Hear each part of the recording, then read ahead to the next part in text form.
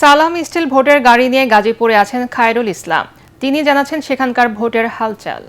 সালাম স্টিল ভোটের গাড়ি নিয়ে আজ আমরা এসেছি গাজীপুর ২ আসনে। এই আসনটি মূলত ৪টি থানা নিয়ে গঠিত। এই আসনটি অনেক বড় একটি আসন, এখানে ভোটারের সংখ্যাও কিন্তু অনেক। মূলত এই আসনটিতে অনেক শিল্প কলকারখানা রয়েছে। ভোটাররা বলছেন যে আসলে যেই নির্বাচনে জয়ী হোক না কেন, এই আসনের যে সমস্যাগুলো রয়েছে, সড়কের সমস্যা, মাদকের সমস্যা, বেকারত্ব সহ আরও নানাবিধ কিন্তু আসনের সমস্যা রয়েছে।